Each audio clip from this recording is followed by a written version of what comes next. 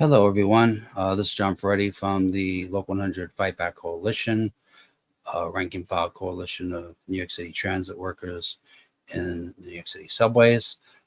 Coming live tonight to talk a little bit about issues that are not being addressed or even mentioned by our supposed leadership of this union under Richard Davis, and also under the departmental leadership of Canela Gomez and departmental leaders across the board in terms of on-the-job safety, in terms of the conditions that we face on a regular basis at the hands of MTA management. And it's also in response to requests from members that we focus on a lot of local 100 specific issues, and begin to retrain our focus on what kind of union we have to be to survive. Now, there are many reasons why events have intervened to cause us to focus on wider political questions, and those things are extremely important and affect everything about who we are as a union and what kind of society we're going to have moving forward. But we hear you in terms of the focus having to be divided between the issues that we face on the job and the wider democratic issues related to whether we'll still have the right to have unions in this country. So in part, this is a response to constructive criticism from members, but also it's a response to doing something to fill the gap of consciousness and leadership on these issues. This is, those of you who know the Local 100 Fightback Coalition know that we played a leading role in enforcing safety on the job, no matter what the situation may be, whether it was the L train tunnel repair project, whether it was shutting down unsafe work on the job, or organizing with other workers to provide basic PPE when the MTA bosses and our union leaders left us to die during the COVID-19 pandemic. At every point, it's been rank and filers like us who've stepped up and united and filled the gap, that the missing vacuum that is created by our boss-loving traitorous union leadership.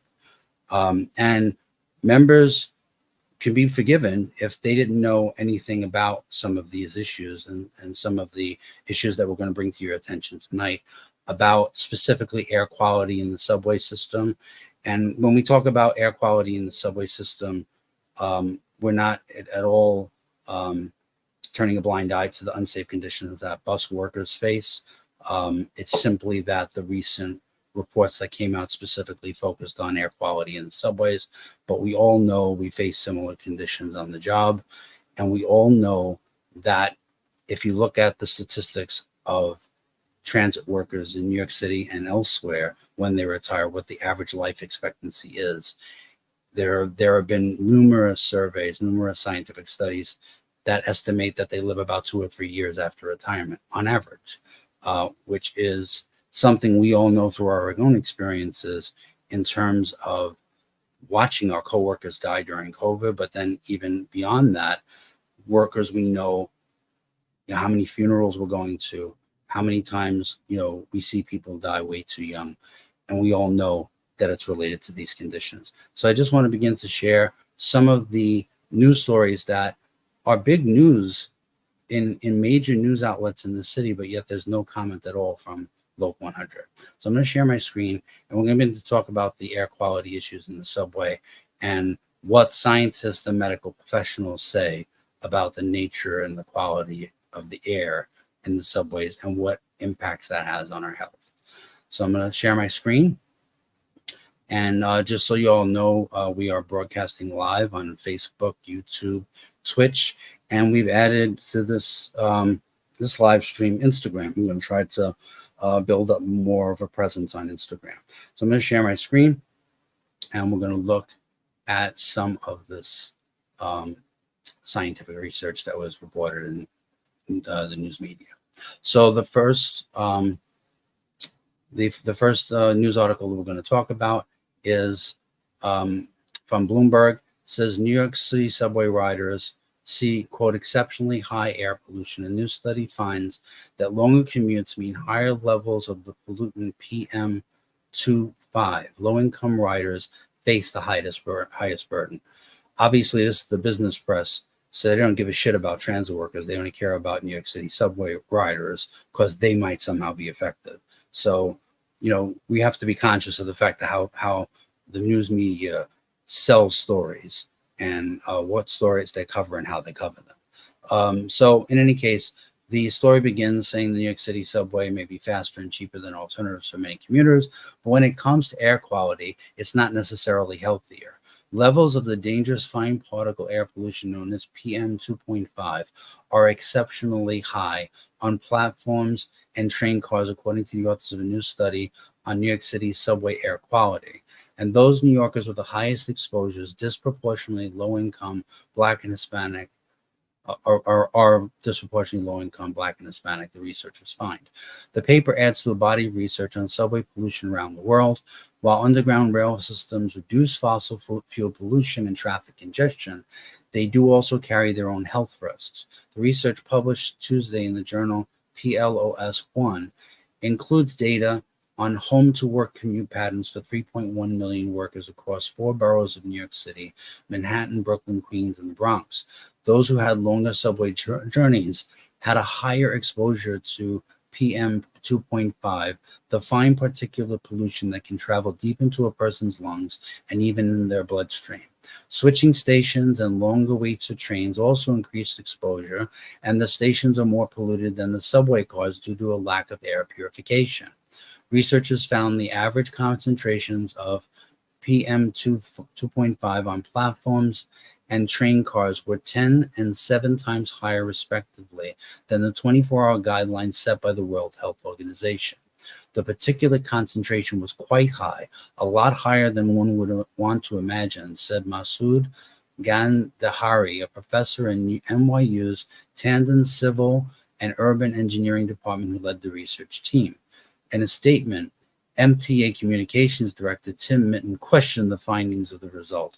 By the way, Tim Mitton is not a scientist or a medical professional, so he doesn't know what the fuck he's talking about. But he says, every serious person knows transit is the antidote to climate change, the one reason New York City is the greenest city around, and an engine of equity for people of all communities who need an affordable, safe way to get to jobs, schools, and opportunities of every kind. The researchers found that the rubbing of metal wheels and brakes on the rails releases metal particles which appear in particular concentrations as the trains arrive at a station. We noticed that when a train arrives at the station, the concentration in the air shoots up, and about 15 to 20 seconds after it leaves, the concentration slowly comes down, says Gandhari. This implies that it is the stuff that's at the bottom of the tunnel that gets churned up and deteriorates the air. Although the whole system is polluted, minority and low-income communities have the highest exposure to the toxic air pollutants.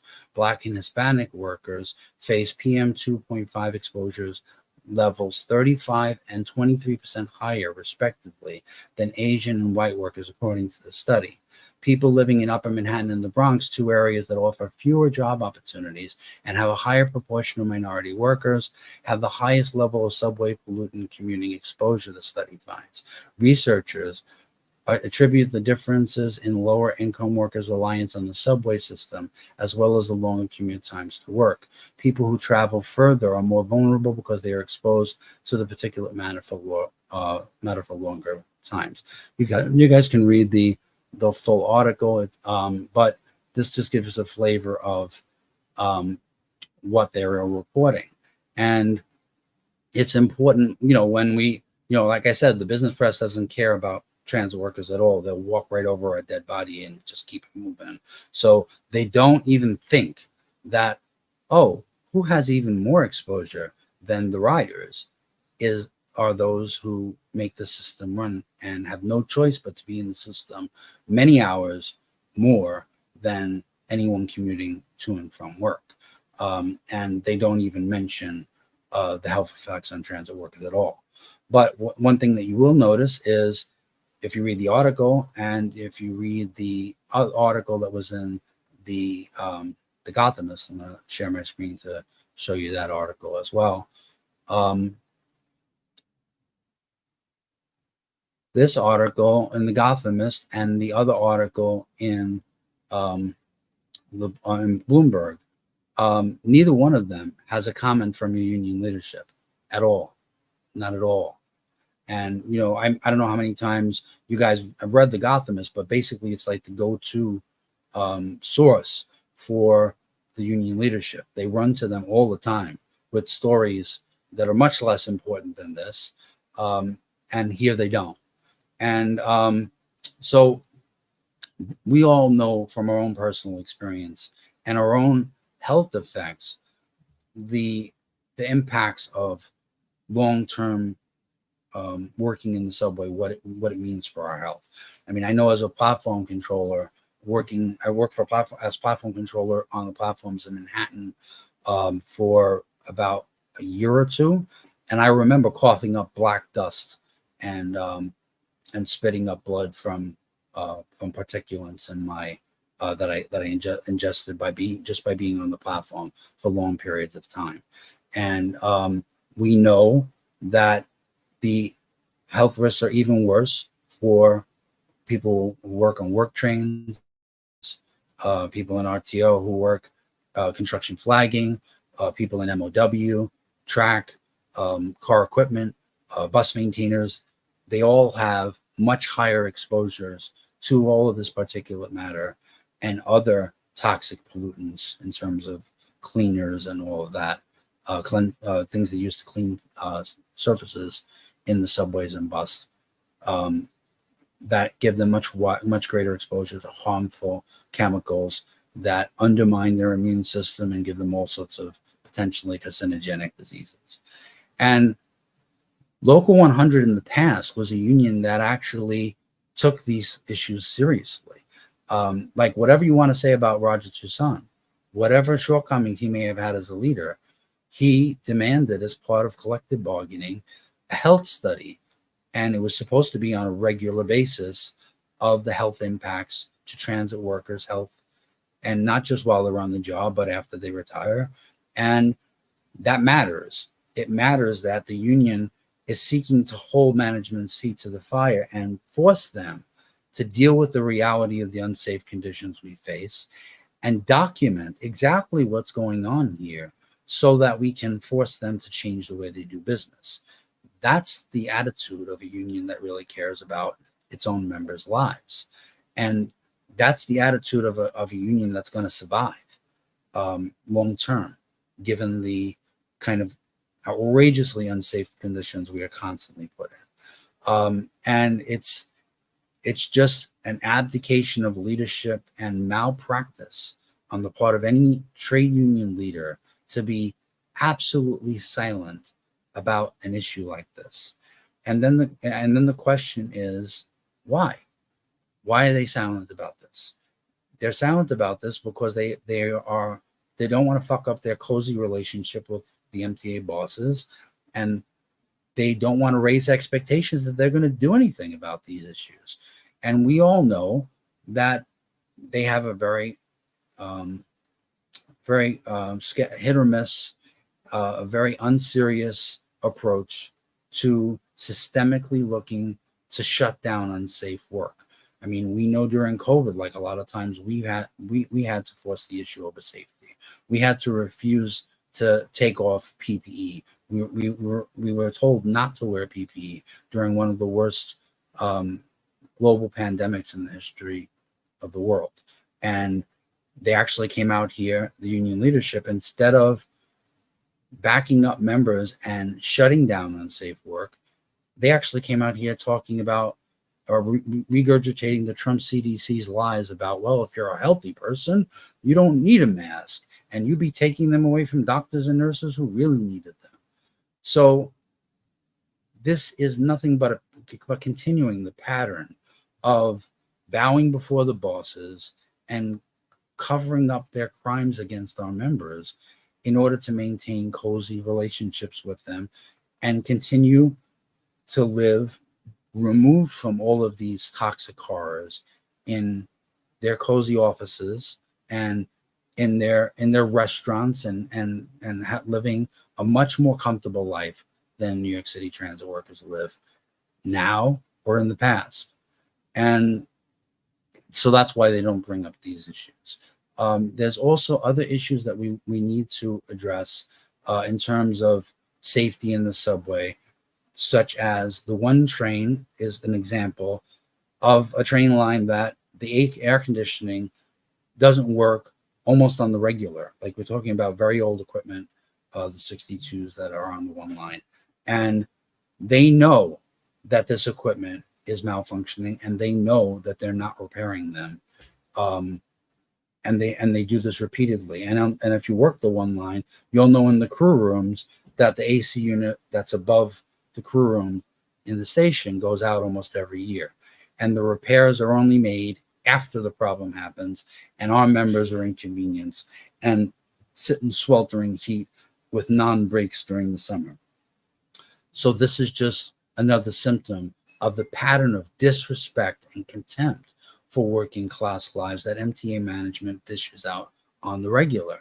So why is it that the news media in multiple outlets can cover this and amplify the anger and frustration of largely working class and poor New Yorkers who are pissed off and fed up with constantly riding on trains that don't have functioning AC? And never during any of these stories is there a quote from your union leadership in solidarity with these riders. Never once do they go to the news media to expose the criminal contempt of the MTA to our humanity, to the most basic needs, to their most basic obligations. Never once do they expose the MTA and explain where the money's actually going, to $47+ billion in bond debt, to Wall Street parasites through MTA bond debt. And that this is the cost for all of that bond debt. Cutting the budget and continuing to run a basic essential public service on a shoestring budget and doing whatever's clever to be able to continue to pay off that bond debt. So I'm going to show you the articles that were in the newspaper to talk about what's going on and the pushback that riders are organizing, but somehow our union has no ability to organize anything. So let's share the screen and look at these articles. So we have one from CBS News. New York City Subway riders are complaining about trains without air conditioning. Here's the MTA's response. Subway riders who rely on the one train say they've encountered far too many cars without working air conditioning, especially on hot summer days. On a recent steamy afternoon, riders already drenched in sweat on the platform at Columbus Circle Station boarded a southbound one train without AC. We got on too. It was extremely hot. A thermometer we took on board said it was over 90 degrees. Sound familiar, transit workers? It's hot outside, and coming into a hot train, it almost feels very suffocating. I was hoping to be a little cooler because I came here and was expecting a little bit of a break from the heat. Riders say they deal with no air conditioning on one trains all the time. So we reached out to the MTA with their concerns. The MTA told us older rail car classes like the one line were 3 times more likely to undergo hot car incidents over the past 3 years. Running subway cars with functioning air conditioning is an operational goal for the MTA, meeting it 99% of the time. Do you smell bullshit? The MTA does not place a car with an identified AC issue into service, and it's an internal policy to remove a car for repairs if an air conditioning issue is reported. Joanna Flores, an MTA spokesperson, said, transit workers, this never happens, ever. They have, in fact, they have a policy where more than half of the cars got to be BO in terms of AC to take the train out of service. They never want to take the train out of service, and they're lying their ass off. And where is your union to counter this bullshit? Where are they to expose these liars who have contempt for our lives and the riding public? Then we have another article in the news media about it in the Gothamist. Again, the go-to go-to quote machine for the union leadership whenever they have time to push their propaganda. But again, the union leadership, not quoted in this article, faulty ACs on New York City's one train put riders on a fast track to hell. The one train might be a local, but it's often an express ride to a sweaty commute on hot days. So, I mean, and here they talk to a former head MTA mechanic who knows the cars inside and out. These one train cars have a history of air conditioning problems, said Steve Halvax, who oversaw subway track maintenance before he retired from the MTA in 2020. If he oversaw subway track maintenance, that means he's a boss. This is an MTA boss being quoted, not your union. When it gets really hot, the shit hits the fan because the units, they're just not taken care of. Halvax says the cars are still in the same bad shape they were when he was overseeing their repairs. But one train riders don't need an expert to tell them that they're more likely to face boiling commutes every summer. The Gothamists rode the one train this week with a thermometer gun to see just how hot the cars get. On Monday, temperatures in one car without a working air conditioner clocked in at 95 degrees. So, you guys can read the articles. I'll post them in the comments on the live stream. But you get the idea what's going on here, and I don't need to tell you that this is going on all the time in the cabs of transit workers, and nobody cares. And we have to force them to care. We have to constantly bang these things in. We have to constantly put things on the car defect sheet that never get addressed. And when we bring these issues to the union leadership, they rarely get addressed. If they were going to be addressed, don't you think they'd be talking about it? If they were doing something about it, don't you think they'd be screaming it from the rooftops about what they've done to improve these health and safety, unsafe working conditions? But you see nothing from them. And this is what we always see from the union leadership in our experience. That's why when we go out to campaign for union office, a lot of times the response from members is, we only see you guys when it's election time. And I understand their frustration, although I understand that it's misplaced when we're talking about rank and file shop stewards who face the same condition as you, and even those elected to the executive board by members who are rank and filers, who actually do shut down unsafe work and fight to enforce safety all the time. But the reflexive response of members is the union is only seen when they're out here collecting petition signatures or when they want something, when they want our votes, and they're not here any other time. And that has a very real impact on whether, rank and file transit workers even bother to report these issues. And I would guess the majority of transit workers just accept that there's very little they can do about it except complain and put it on the defect sheet and call control and try to get them to take action. But their lived experience is nothing will be done about these things. And that's not their fault. That's the union leadership's fault. That's an abdication of leadership. That's malpractice. If you got elected to represent the whole union and to be the voice of members who can't always amplify their voice because of the conditions they face and because the fact they fear retaliation from management, which is much more likely to come for them than it is for their union leaders who are freed from the road and released to do union work full time. It's understandable that workers think that if they don't see union leaders who take it as their mission in life to shut unsafe work down, take it as their mission in life to make examples out of abusive supervisors who don't give a shit about our lives, to provide real consequences for them in terms of our collective power. If union leaders are not willing to organize that and make no effort to make sure members know that they take these things seriously, what do you expect to happen? How do these things ever get resolved? So, we've talked about health and safety issues in the subway system, but now I want to pivot to the fact that we have such a shitty health insurance, dental and vision plan. Why is it like this? How do we get here? I mean, largely the way we got here is that management took control of the Health Benefit Trust after they bankrupted it in 2002 under Willie James. Well, actually, it was before, it was in the lead up to 2002 when Roger Toussaint became the leader. But Willie James had allowed the MTA to bankrupt the Health Benefit Trust. So, in other words, they were contractually obligated to make payments into this Health Benefit Trust to fund our health care insurance, our vision, or optical or dental. And they refused to do so, even though they had signed contracts saying they were obligated to do so. And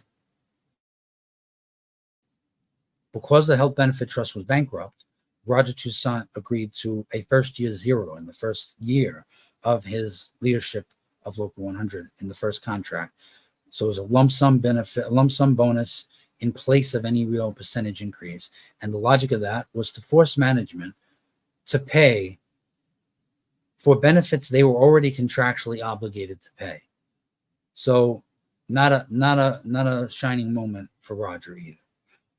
But in any case, so that's how we got to the point where we are. And then we had the 2005 strike. And the resolution of that strike, after Roger called off that strike after 2.5 days without a written contract, a violation of the most fundamental rules of labor negotiations. You never go back to work without a contract, because it can only be bad. You can only lose what you've won on the picket line by going back with a contract without a written contract. And so then what ended up happening is, after the bosses refused to agree to the same contract they supposedly agreed to with the union, it went to arbitration, and we were forced for the first time in the history of our union to pay out of pocket for health insurance. Originally, it was 2%.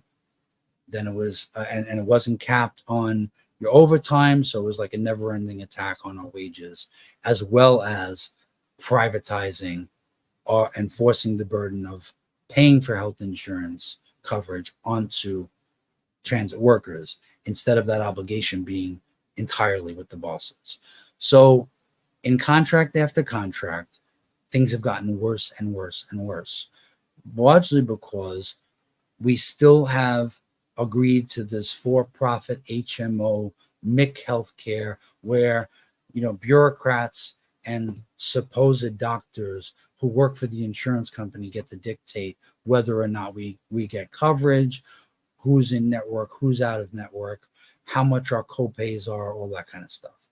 And over time, it got even worse than it was when it first passed. When it first passed, we had a choice in terms of healthcare providers. There wasn't just one healthcare provider. There was no such thing as there's only one option.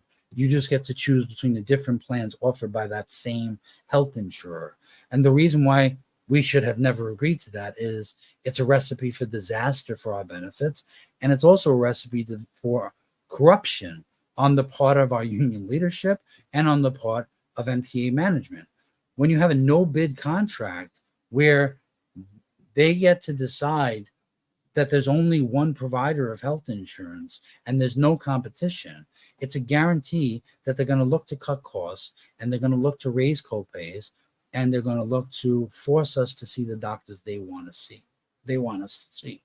And we see how that boomeranged into the care that people get when they're injured on the job. Now they're forcing people to go to Corvell doctors who are bought and paid for by the MTA, and we can't trust to be on our side when it comes to documenting our injuries.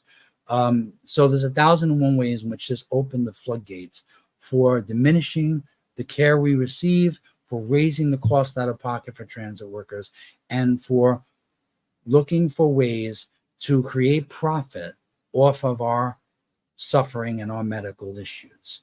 And so in any case, the reason why I bring this all up is because there's a lot of coverage in the news media right now about a bill that has been being fought for many decades in New York State, but has now been endorsed and supported by almost all of the major unions in New York City.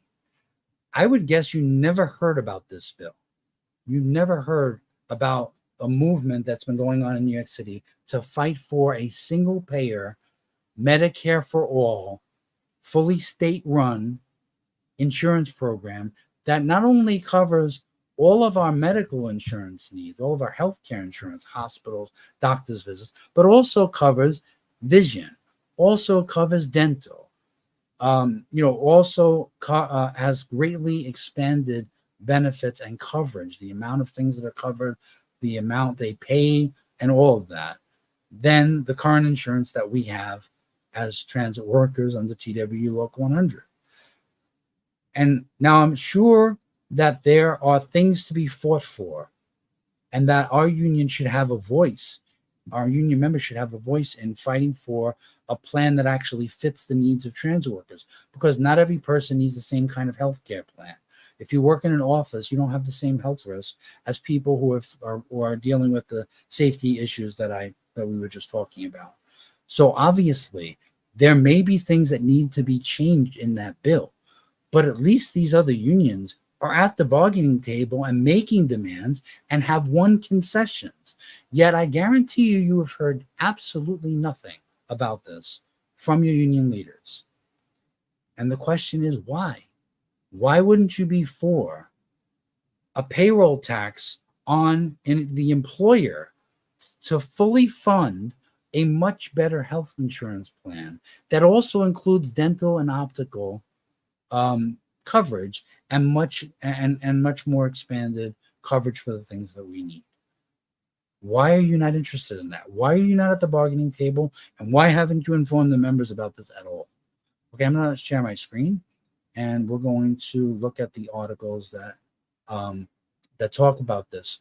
First, we're going to look at the state assembly, a state senate website, which talks about what is the New York Health Care Act single payer bill. It talks about how it will create a single payer system with the goal of providing universal health care for all New York residents. Currently in our state, individual healthcare companies make it ever more costly to obtain the treatments we need. The bill gives us freedom to choose our providers and covers all medically necessary care. In addition to making sure New Yorkers are healthy, the New York Health Act is a sound economic policy that will lessen the financial burdens of healthcare facing many New Yorkers today. So here's the information.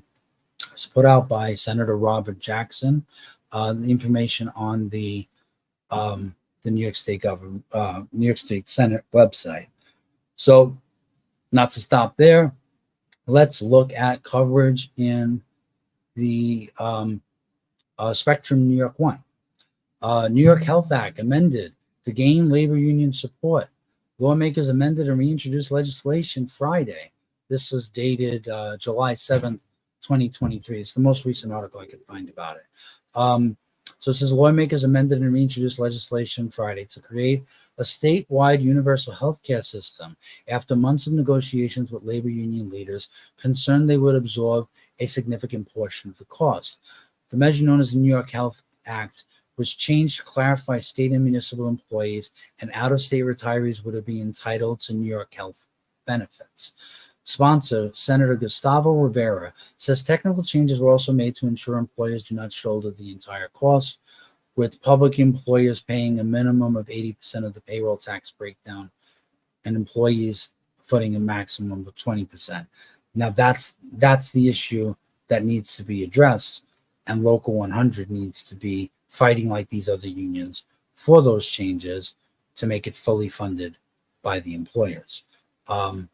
So now, some of the state's largest and most powerful labor unions, including 1199, SEIU, the New York State Nurses Association of Communication Workers of America, the Retail Wholesale Department Store Union, and others have long supported the proposal.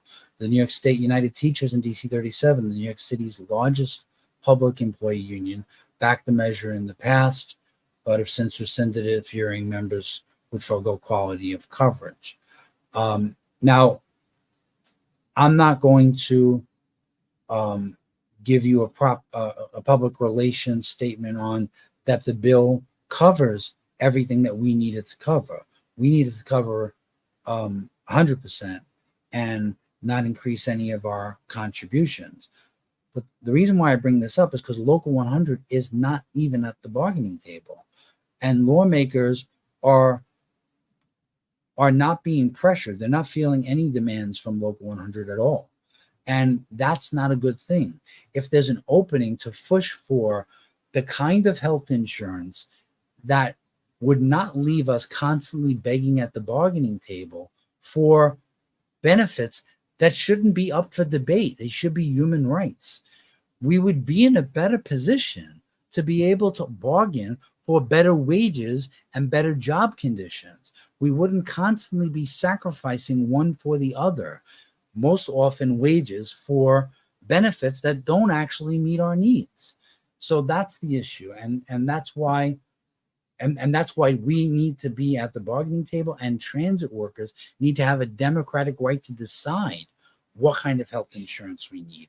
We cannot allow, based on our history with New York City Transit, we can't allow them to be making these decisions. And we certainly can't trust our union leaders to make these decisions by themselves without any membership involvement at all. That too is a recipe for disaster. I'm going to share another article online from the New York State Nurses Association, which talks about the New York Health Act and why they support it and what they are fighting for in terms of changes to help meet the needs of largely nurses and medical professionals that are organized by NYC. So anyway, I bring this up because nobody is talking about these issues, and your union leadership is missing in action. They are silent. The silence is deafening, coming from the leadership of our union about issues that are life and death for our members. It's not just about, do I like this person or not? Was I in school car with this person?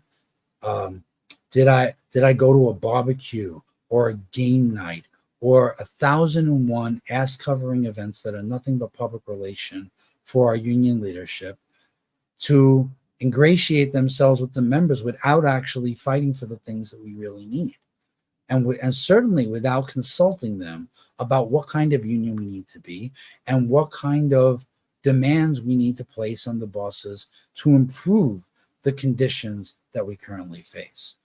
What they basically function as right now is propaganda representatives for the bosses to tell us that we have it really great and that, this is the best we can do. And, of course, we looking to improve things sometime in the by and by, but we have it better than other workers. And this fits with the overall approach of the Samuelson Union leadership of the International, which put out a flyer saying that your Tier 6 pension benefits, your defined benefit pensions, are worth their weight in gold. And also took time to sellout contract after sellout contract that attacked new hires, that fuck retiree health care, that betrayed Long Island Railroad workers when they were talking about going out on strike. Again and again, they pushed this comparison of the crumbs we are being offered to the crumbs they got, and have mocked other workers for getting less than we got. Ha ha ha, the teachers are stupid. They didn't get as good a raise as we did. Ha ha ha, DC 37 didn't do as good as we did. The nurses, oh, we did better. Compare apples to apples.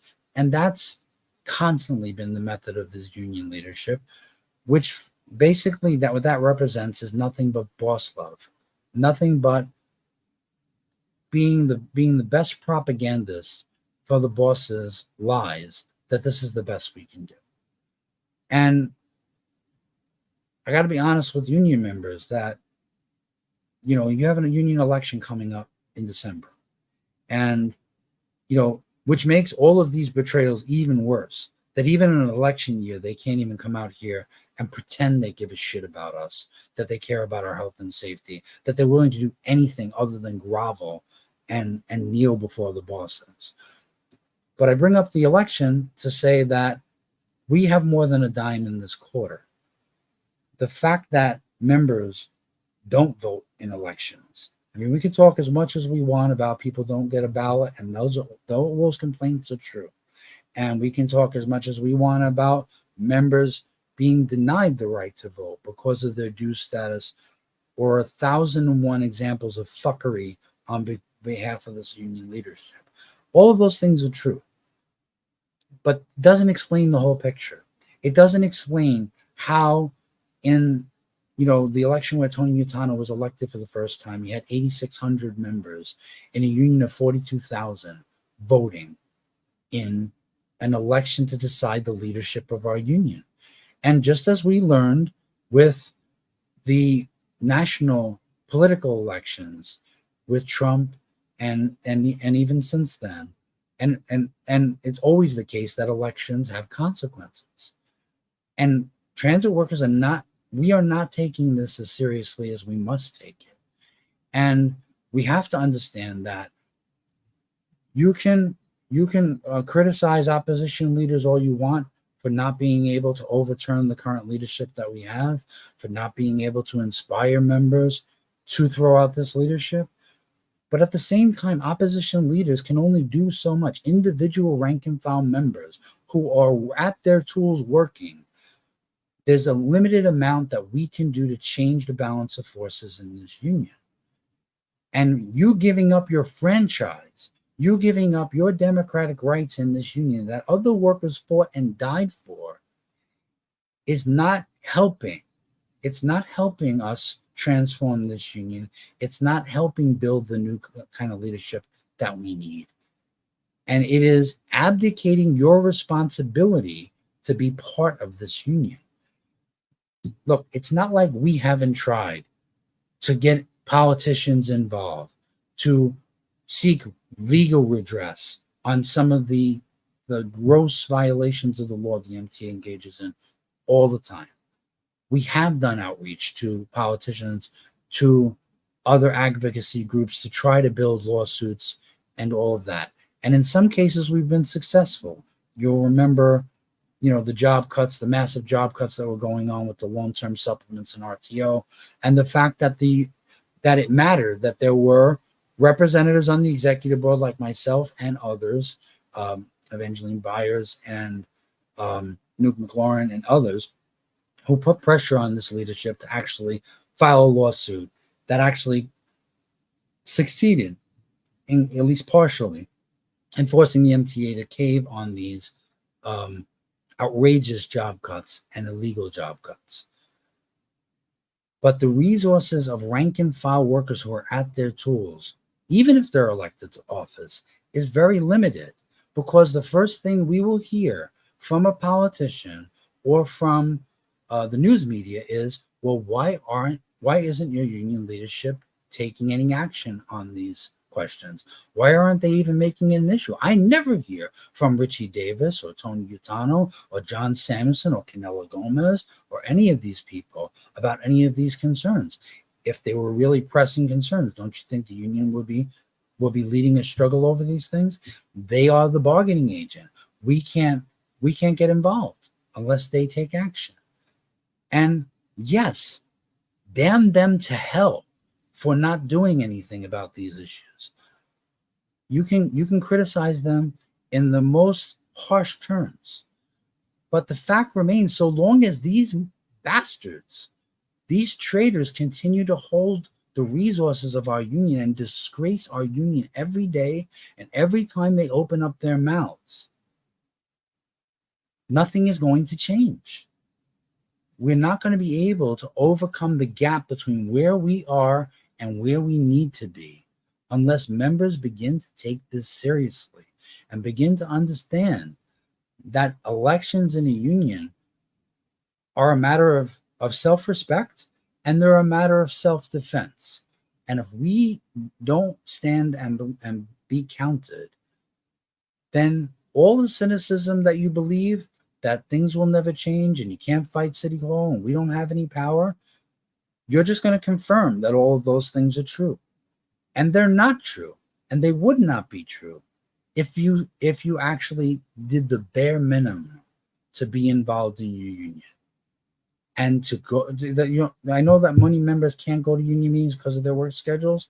There's just simply no excuse for, if you received a ballot, not to take the 5 minutes or 2, 3 minutes it takes to give your opinion on what kind of leadership we need for our union and what kind of union we need to be.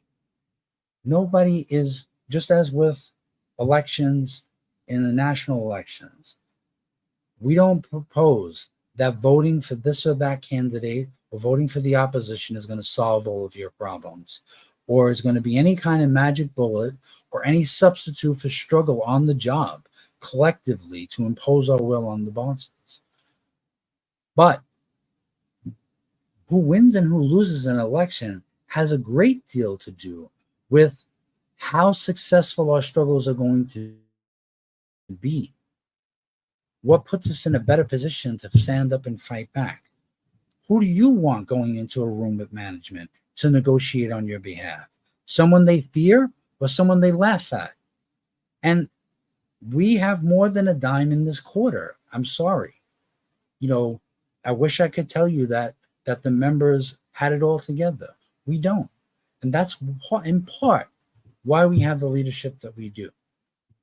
And we're going to be talking to you about a local-wide slate of opposition candidates who are known fighters throughout this union in many departments.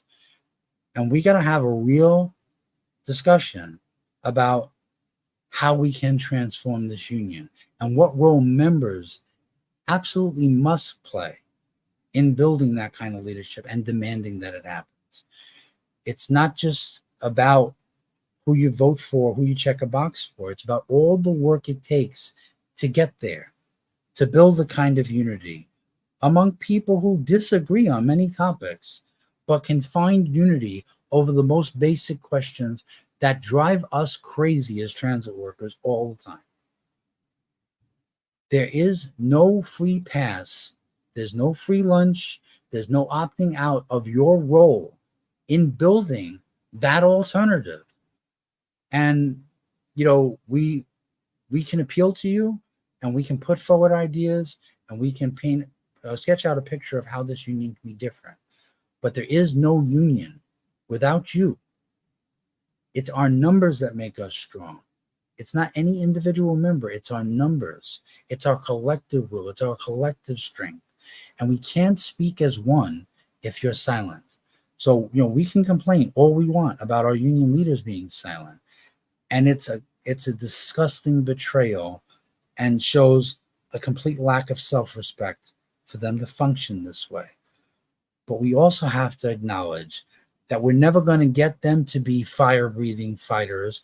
We're never going to place demands and hold accountable leaders, no matter what leaders we elect, unless we are not silent, unless we are not passive, unless we do not collapse into the most self-defeating, cynical kind of consciousness that says that there's no hope, because no one is going to give anyone anything if they believe that they don't believe in their own power and they won't use it. And there's just no shortcuts. I wish it was the case that you could just check the box and that's going to solve everything. I wish it was the case that you could sit at home and do nothing and we could lead the fight. And just having better leaders is going to change the outcome. I'm here to tell you it's not, because nobody's infallible and nobody can make these decisions all by themselves. And nobody can substitute themselves for you. And so long as you continue to allow yourself and your role to be substituted and absent in this union, there's not going to be any real change. And the bosses are going to get everything they want.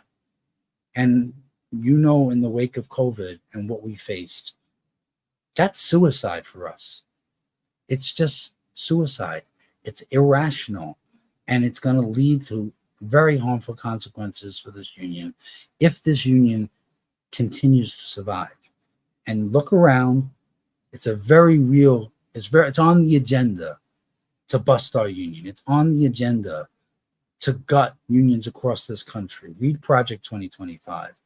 Don't take my word for it. Read for yourself what they're saying about us. They don't fear us, and they think they can push the door wide open and run us over and get all of their fantasy dreams that they've dreamed about for decades. And when I say this, I mean the billionaire class. I mean the people funding J.D. Vance, the people funding Donald Trump, the people really calling the shots about what will happen under a prospective second disastrous Donald Trump administration. We have to wake up and know what time it is. Just because you've been promised a pension from day one doesn't mean they won't vaporize it and gamble it on Wall Street and have it go up in smoke. Just because you've been promised health insurance and we have contractual agreements that give us a right to health insurance, don't think they won't try to take it back. They never think you've given enough. They never think you've sacrificed enough, and they're always going to come for us because they understand that it's a class war and they want their class to win. They want their class to impose their will on you. And if you don't have a union, how in the hell are we going to be able to counter that offensive? We will leave ourselves defenseless.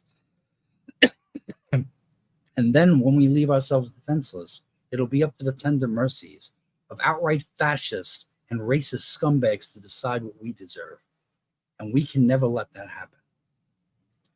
Thank you so much for your time. There's a lot to dump on you in a short live stream. As you know, we try to keep it as close to an hour as possible. But I look forward to many comments and further discussion. And our coalition will be coming to you very soon with many more details about the local-wide slate that we're trying to build, a slate that's looking to unite the best fighters in a united opposition slate. And we're going to be talking about what your role is in all of that and what role members need to play in holding any new leadership accountable and, at a bare minimum, holding our current leadership accountable. Thank you so much for your time, and we'll be talking to you real soon. Have a great night, everyone.